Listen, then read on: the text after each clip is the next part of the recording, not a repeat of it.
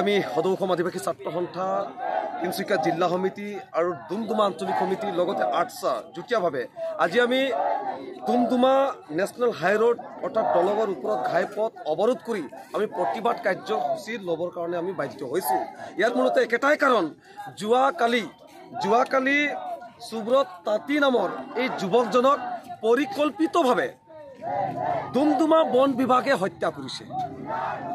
যোৱাকালি দুবৰ্ণ ধূৰ্ণকান্ত মৰাণ নামৰ এজন ব্যক্তিয়ে ৰাতিপুৱা ঘৰৰ পৰা উঠাই লৈ যায় নিজৰ কাম কৰাবৰ কাৰণে, আৰু সেই কামটো হ'ল অবৈধ কাঠ সৰবৰাহ।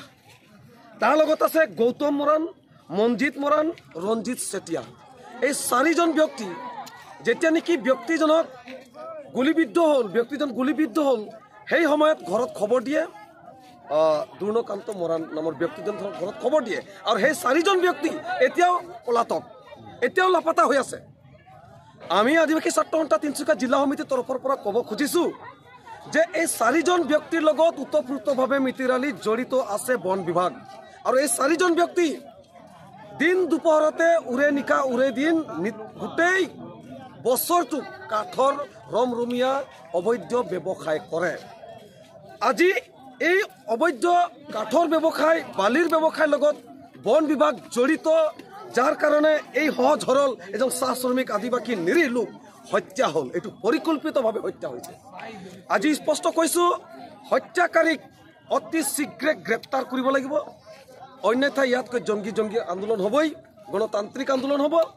আৰু মৃত্যুকৰ পৰিয়ালত এজন ব্যক্তিক চৰকাৰী চাকৰি দিব লাগিব, আৰু উচিত ক্ষতিপূৰণ 20 লাখ টকা, একেবাৰে 20 লাখ টকা অতি শীঘ্ৰে অসম চৰকাৰ অৰ্থাৎ বন বিভাগে দিবই লাগিব, অন্যথাই জংগীতকৈ জংগী আন্দোলন হ'ব। এই কথাটো স্পষ্ট।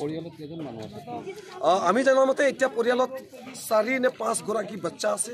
যিহেতু ফেমিলি আছে, সেই ফেমিলিটোক ভৰণ পোষণ কৰিবৰ কাৰণে, ঘৰখন চলিবৰ কাৰণে এটা চাকৰি লাগিব, আৰু ইমিডিয়েটলি 20,000 টকা লাগিবই, 20 লাখ টকা লাগিবই, কাৰণ ঘৰখন চলিব লাগিব। সেই একেজন ব্যক্তি আছিল যিজন ব্যক্তিয়ে সেই ঘৰখনত দিন হাজিৰা কৰি পেলাই ঘৰখন চলাই আছিল।